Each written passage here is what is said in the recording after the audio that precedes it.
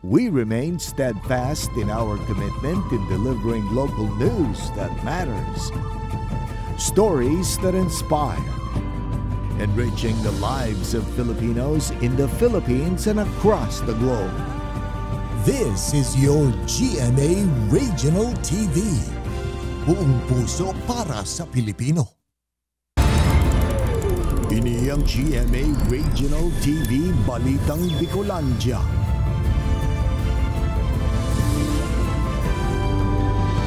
Diyos marahay na hapon mga kapuso, unina ang Balitang Bicolandia.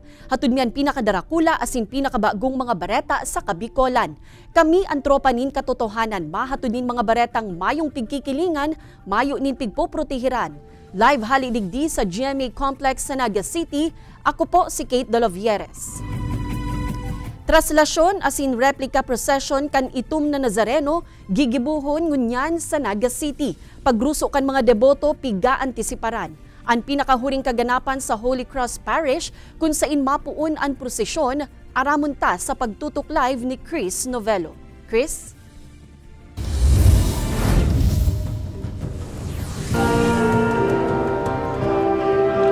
Kate, padikit-dikit nang nagruruso ang mga deboto kan itom na Nazareno digdi sa Holy Cross Parish para atenderan ang sarong banal na misa antes pa man gibuhon ang traslasyon and replica procession kan imahen pasiring sa Plaza Quezon. Pasado alas 8 kasabanggi kan ginibo ang pagbulo sa imahen kan itom na Nazareno sa Holy Cross Parish sa Barangay Tabuco, Naga City. Parti ini kan pag-anam sa mangyaring traslasyon asin replica procession ngunya na hapon. Paghali sa Holy Cross Parish, ipoprosesyon ini sa Plaza Quezon. Kung saan matidin ini hasa sa aga Enero 9, si Nanay Luz, lainagin ulak ang edad, makasungko sana sa imahen. Nagpaglaog kong digdi, hirak ng Diyos. Mayo na dahil ako mga sakit na kung ano pa man. Yan ang pigano ko, pero may kong nagdi-devotion sa iya. Pirang oras antes ang traslasyon procession. Maygut ang seguridad sa palibot kan simbahan. Isasarado man ang pirang tinampo para tawandalan ang gigibuhong prosesyon. Naka-in place po ang satuyang polis. Lahat po yan may mga anti-criminality campaign. Much more yung traffic po. Yun po yung pinaka-concern ni RD na maging visible kita. Saro na po yan sa mga pinoprotektan pag ang tao naka-deploy.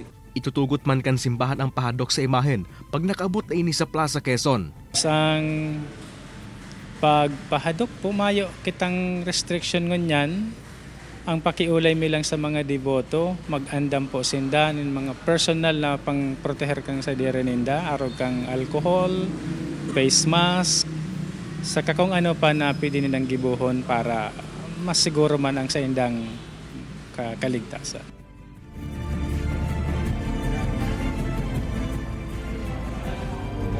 Kate, sa ngunyan, pighalatan na lang na magpuon ang banal na misa digdi sa Holy Cross Parish na papanginota ni Reverend Father Emerson Hermoso. Sa aga, Kate, January 9 sa mismong kapestahan ka na itom na Nazareno magkakaigwan ni Fiesta Masses sa oras na alas 6, alas 6 nin aga, alas 9 nin pag-aaga, alas 12 nin pagkaugto, asin man alas 3 nin pagkahapon. May pontifical mass man na alas 5 nin pagkahapon, ang penitential foot procession o ang pagbabalikan imahen kan itom na Nazareno from Plaza Quezon to Holy Cross Parish.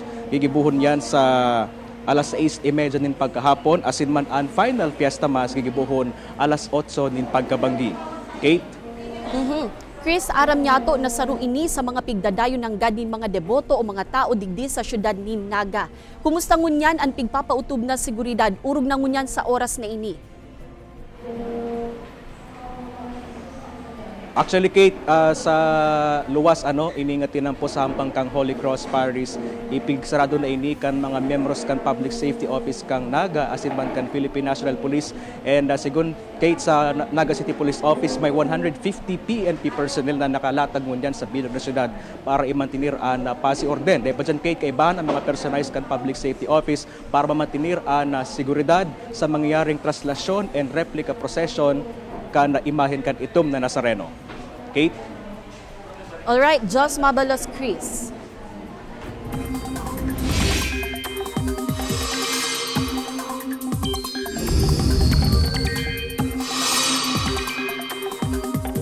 Mga kapuso, uuranon ang pirang parte kan nasyon huli sa man iba-ibang weather systems. Sa ngunyan, mayong nanonotarang bagyo, alagad nakakaapektar ang shear line sa eastern section kan Southern Luzon, mantang amihan naman ang nagdadanay sa natatadang parte kan Luzon. Posible man ang localized thunderstorms sa iba pang parte kan nasyon.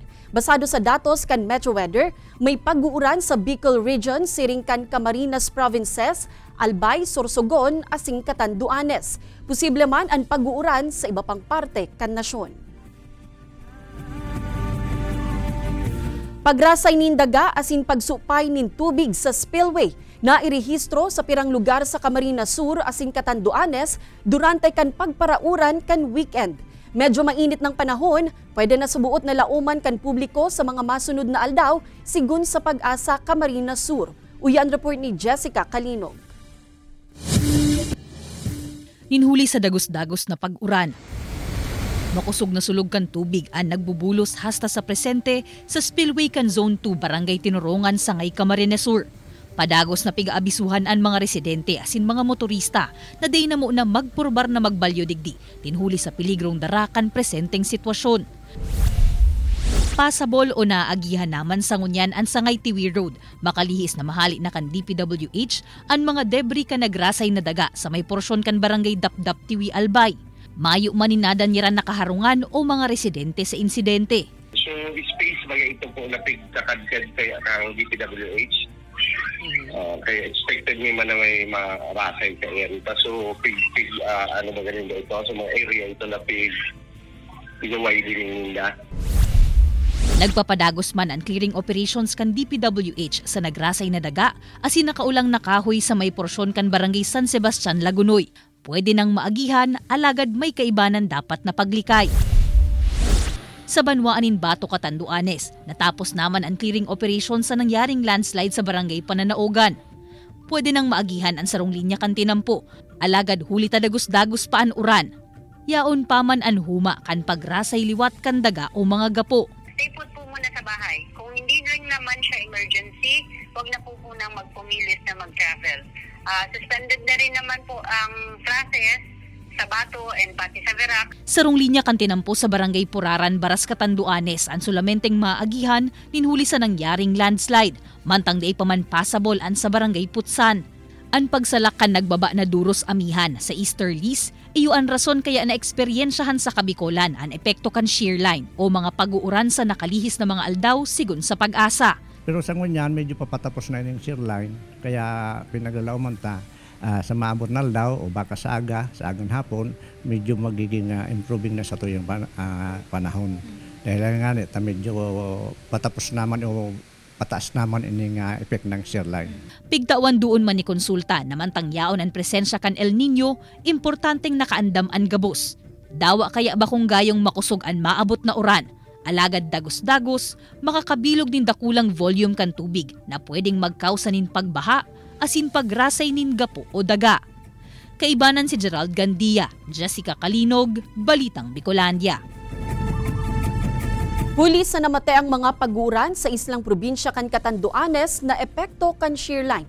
Siyam na banwaan ang nagdeklarar nin class suspension sa gabus na level ngunyan na aldaw. Obheto kan lakdang na ini na masyerto ang seguridad kan mga estudyante sa tahaw kan maraot na kamugtakan kan panahon.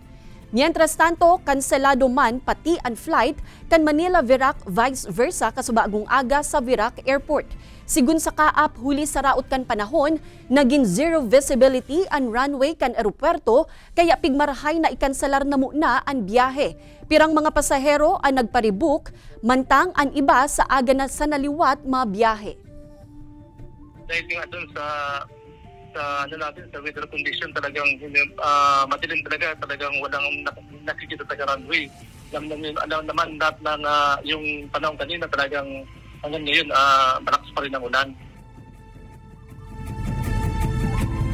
Makalihis ang rollback ka nakaaging semana presyo kan petrolyo liwat na malangkaw nin 10 sentimos sa aga Enero 9. Paghanap nin mas baratong petrolyo, iyo na sana ang diskarte kan pirang motorista. Alagad publiko dapat subuot maging rigmat sa pigpapakargang diesel o gasolina. Kung taano, aramunta sa report ni Jessica Calinog. May mga susundoon na empleyado sa Tiwi Albay ang 55 anyos na si Eddie. Asin ngunya na aldaw nakatalaan naman sindang magbiyahe pabalik sa Metro Manila. Saktong gayo na nakapa-full tank na siya kandarang lunadan. Day na nang gada abutan kan 10 sentimo na taas presyo sa mga produktong petrolyo na magiging epektibo sa aga Enero 9. Natural, sakit talaga sa bulsa. Kasi ang baba ng sweldo. Pangalawa, siga pa gasolina, padiesel. Inyan enot na oil price hike ngunya na taon. Binawi nga ni Daatulos ang pig-implementar na rollback kan nakaaging semana. Kaya ang diskarte ngunyan kan pirang mga motorista kung sa inagasolinahan an buro barato, duman man sinda nagpapakarganin gasolina o krudo. Alaga dapat subuot na magtaga-preno ang mga motorista sa pagpurbar kan mga baratong petrolyo. Sa 5 taon ng pagpapakaray nin motorsiklo kan mekanikong si Ralph, nagkapirang beses naman subuot siyang nakaengkwentro na naraotanin motorsiklo ninhuli sa pinakargang gasolina. Nahaluan na madumi ng gasolina yung natin, yung gasoline natin sa engine. Magkakaroon po yun ng pagpalya. Mostly minsan nasisira yung spark plug, din yung piston, yung balbula kasi kung may halong chemical or tubig, ma'am. Mayo man subuot nin maraot sa pagmaot na makaekonomiya urog na sa tahaw kan mahal na presyo kan petrolyo. Alagad mas makakamaray kung sa mga bistado asin pigtitiwalaan na gasolinahan na sa nasubuot magpakarga. Day baling medyo mahal, kaysaman mas mapamahal ka pa kung an baratong gasolina o krudo, magkausa ninda kulang danyos sa imong behikulo. Kaibanan si Gerald Gandia, Jessica Kalinog, Balitang Bicolandia. Ini ang GMA Regional TV Balitang Bicolandia. Ini ang GMA Regional TV Balitang Bicolandia.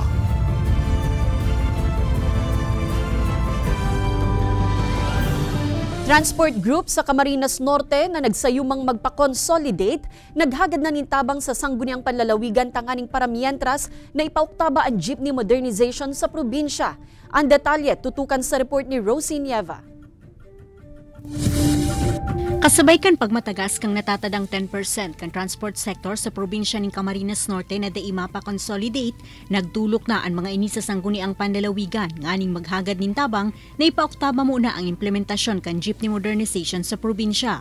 Nagtutubod kaya ang grupo na igwanin poder ang lokal na gobyerno na kontrolon ang anuman na pagbabago sa sektor kan transportasyon. Ang local government may kapangyarihan sila. Kung papansinin natin ang mga tricycle, within lang yan, municipality. Pero bakit pinapayagang makatakbo sa national highway? Ibig sabihin, talagang may control ang local government pagdating sa transportasyon na hindi pwedeng pangunahan o diktahan ng maging ng national. Huli ka inimapa sa subuot ng resolution ang Committee on Public Utilities asin hahagadon sa LTFRB na ipauktaba muna ang implementasyon kan jeepney modernization sa Camarines Norte para sa gigibuhong pag-aadal. Enot naman kayang pigtawang doon kan transport group na daiman angay sa probinsya ang nasambitan ng modernisasyon. Pig-share tuman kan komitiba na tatabangan ninda ang transport group na maidulok ang sa indang sentimiento asin kahagadan sa LTFRB. Kung mayroon silang gustong ipagawa sa atin na po pwede naman ating gawin, pwede naman nating ibigay, ay hindi gagawin po natin through a resolution or through an invitation sa LTFRB. Ini si Rosie Nieva, Balitang Bicolandia.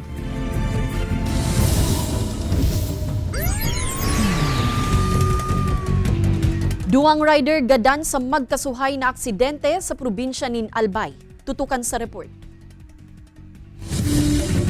Gada ng sarong 69 anyos na rider kan maaksidentan pigmamaneho kay ning motorsiklo sa poblasyon kan Banwaanin Bakakay, Albay. Sa investigasyon kan pulisya, nagbalyo sa intersection ang motorsiklo asin da ikay ninari sa ang tricycle na pabalyuman rason para mabangga ini. Sa kusugan impacts nakapon sa ibong na linya ang rider asin nakapairarom sa sarong truck na kargado nin kopra.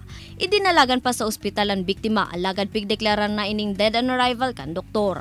Suminalpok siya duman, pagsalpok niya duman, uminog pa siya duman sa balyong linya which is approaching ang truck. Iyo po, ngunyan, nagulungan mismo siya kan truck. Sa Banwaan kan Malilipot, Albay, sarong rider man ang binawian in buhay makalis na maaksidente sa barangay San Jose. Sa report kan kapulisan, Gikan sa inuman ng biktima, simpapuli kutaan na ini alagad pag-abot sa pakurbadang parte kan lugar, nakabangga ini sa sarong nakaparadang motorsiklo hasta sa diretso makabangga sa poste kan kuryente. Huli sa matinding tama na sinapukan biktima, binawian ininin buhay. Nagpagirumduman ng mga otoridad sa mga motorista na pirming mag-ingat nganing makalikay sa mga siring na aksidente. Arog ko ta kaya na nagpakainom na kita na sa nakuta ang maglikay kang buhay ta na day na magpirit kung halimbawa ta kung day ta man sigurado nakakayanon ta ang pag-drive, mag-ingat na lang po na maray. Ini si Don Jimenez, Balitang Bicolandia. 18 million pesos na kantidad nin pigtutubudang shabu na samsam kan mga otoridad sa duwang magkasuhay na anti-illegal drug operation sa banwaan ng Goa asin Naga City. Si Jessica Kalinog nakatutok. 29 sa Shainin pigtutubod ang shabuan nakuha kan mga otoridad sa posisyon kan 38 anyos na newly identified drug personality sa banwaanin Goa, Camarines Sur. Nasa 79,000 pesos ang kabilogang kantidad kan nakumpiskar na illegal na droga. Sigun sa Goa PNP, mga tricycle asin habal-habal driver ang mga parokyano kaini. Ang Faltid area taro siya sa mga nagsusupply or nagpapabakal. Aminado si sa tuyang arestadong suspect na talagang gibo niya dahil may isang trabaho, muna niya yun ang makakapag-suporta sa pamilya niya alagad. Dahil niya naiintindihan na ini nakakaraot ning buhay kang mga kabataan, kang mga estudyante, at the same time, nararaot ka ni ang pamilya. Iniman ang aktwal na pagrikisa kan pinagsarong puwersa kan mga otoridad sa paper bag na bitbit kan tulong drug personality na kuminagat sa paon na buy-bust operation kasuudma sa barangay Mabolo, Naga City.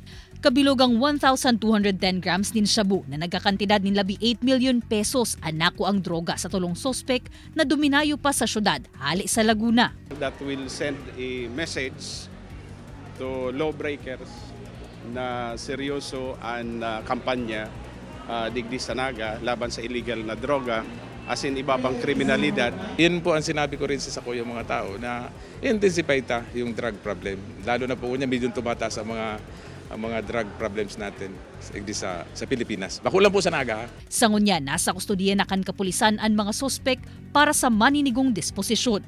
Ini si Jessica Kalinog, Balitang Bicolandia.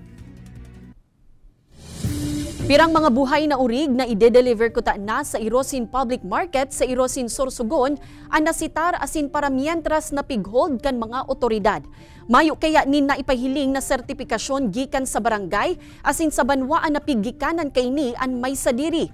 Kaya da ipigtugutan kan mga barangay official na mailaog sa banwaan ang nasambitan ng mga urig. Ang pag-istrikto sa mga border parte kan direktiba kan provincial government makalihis na may ma-monitor na naman na kaso nin African swine fever sa banwaan kan Donsol. Obheto ka ini na mapugulan ang liwat na paglakop kan nasambitan ng helang sa iba pang parte kan probinsya. Para maprotektahan lalo na ang mga farmers, ang mga hog dealer, mga kuan na mabantayan yan, magkaroon sila sin tama para sa kanila mga alaga na baboy yan.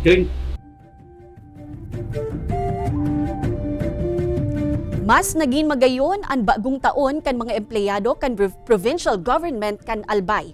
Labi sa 4,400 na mga empleyado gikan sa manlain-lain na departamento, opisina asin provincial government hospitals ang benepisyaryo kan 25 kilo na bagas. Kabali digdi ang mga job order personnel, casual employees asin permanent employees. Ang rice assistance parte kan pagsunod sa kasuguan ni Presidente Ferdinand Marcos Jr. sa lindong kan Administrative Order No. 02 na nagtataon nin one-time grant na rice assistance para sa gabus na empleyado kan gobyerno.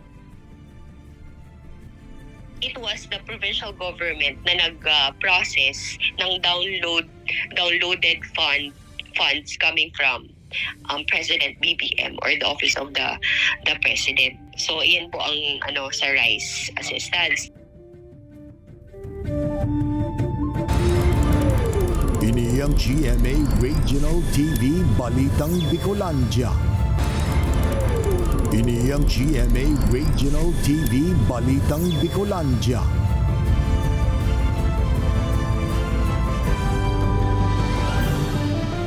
Makabagong teknolohiya, siring kan assistive technology, ginagamit na kan mga visually impaired sa Naga City. Paggamit in Braille, diin na subuot kumon, alagad pigpapadanay sa iba pang parte kan rehiyon. Kung paano ginagamit ang Braille, aramon ta sa report ni Chris Novello. Baku ini ordinaryong tuldok-tuldok sana. Ini ang Braille o ang ginagamit kan mga may problema sa pagmaan, nganing makasurat asin makabasa. Na-imbento ini kan French educator na si Louis Braille kan taong 1824. Bakong mga mataan gamit kundi ang pagkapa kan mga muro sa tuldok na kanya-kanyang minarepresentar sa kada letra asin numero. The Lord appeared to Isaac. Naiman subot madali na gamito na sinmano ng Braille, hinuli sa pagiging komplikado kan mga dots. Pag napasala ka ng dots, may mga ginagamit na tools, slate saka stylus.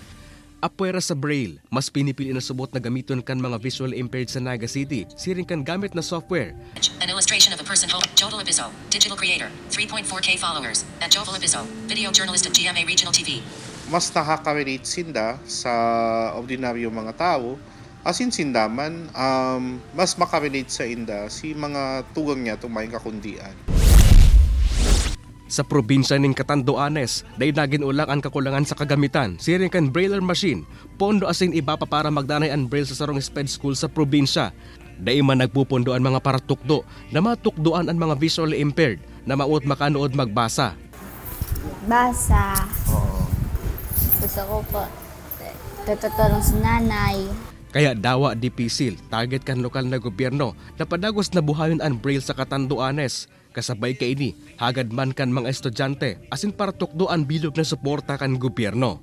LGU po ay nagpaplano po na bumili ng Brailler machine. So within this year po. So ito po ay para sa ating mga blind persons na para makatulong po sa kanila na sa mga gustong mag-aral, ng mga cannot afford. Kay banan si Jovel Obiso, Chris Novello, Balitang Bicolandia. Para sa mga kapuso nyato sa banwaan nin Gowa, Camarines Sur na naghahanap ng trabaho, may good news po para sa Indo. 16 na traffic enforcer position ang pigbukasan kan LGU Gowa asin hurot na mapanuan sa mas marikas na panahon. Ang dugang na puwersa kan traffic enforcers, makakatabang man subuot tanganing mas maging malinig ang poblasyon o kasentruhan kan banwaan sa mga iligal na nakaparadang lunadan. Sa mga interesado, pwede subuot magpasa kan mga rekisito sa opisina kan Gowa Municipal Police Station na iyong pigtauanin otoridad sa pagsara kan mga kwalipikadong individual. Para po ang satuya pong kasintruhan kang Gowa, maging malinig na sa mga illegal parking, mga tricycle na nagpapasada na mayo ng kaukulang permiso. Type 1 ka po ang satuyang dagdag na persa kantemo, kaya po hiring po gitangon yan. Stress na baka motulos this 2024? Sport na target shooting, pwedeng purbaran huli ta epektibo subuot ining pampahali nin stress sigun sa gun enthusiast. Iba pang benepisyo kan target shooting sa sarong individual, aramon ta sa istorya ni Chris Novello. Stress patulos ang nagsabat sa imo sa paglaog kan taong 2024? Pag January, marami tayong bayadan. Marami tayong mga dapat asigasuhin. Marami tayong dapat gawin ng mga papel. Marami tayong mga dapat bayaran. Tapos umpisa na naman. Siyempre, back to zero. We can all agree sa sentiments ni Benji. Kaya kung nahanap mo sarong stress reliever, pwede man na purbaran ang indoor target shooting. Tunay na badil ang gamit sa sports na ini na epektibo subot na stress reliever susog sa mga gun enthusiast. Once you try shooting, you feel nervous. So at the first time, nervous ka. So parang yung at the time na na-feel mo yon, so pag nakapag-shoot ka na, parang na-overcome mo, you overcome something. Idinemo sa news team ang tama asin safe na pagkapot, paggamit maging pagpapaputok nin badil. Sa paggamit kay ni, may inapod na cardinal rule na always treat all firearms as if they are loaded. May range officer man na ma-assist asin day dapat lingawan ang earplugs para safe ang talinga sa tanog kan putok nin badil. Apwera sa stress reliever, nakakatabang man subot ang sports na ini sa pagpapatalubo ng disiplina kan sarong individual. Kay Baran si Carlo Abonita, Chris Novello, Balitang Bicolandia.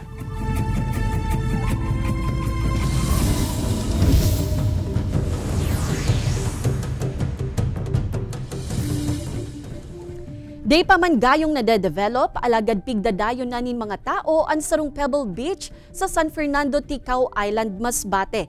Para sa malaparaisong gayon kan lugar, bakong baybay ang mahihiling digdi, kundi mga pebble na garusubuot nagmamasay sa bitis kan mga tao. Sa linaw kan tubig, mahihiling man ang gayon kan irarom kan dagat. Huli taday ipagayong bistado ang nasambitan ng lugar, libre pa ang paglaog digdi alagad pakiulay kan mga otoridad, imantinir ang kalinigan sa lugar. Naglalaom man ang mga residente asin lokal na gobyerno na maabot ang panahon na saro na ini sa rurusuon kan mga bakasyonista arug kan ibang magagayon na lugar sa probinsya.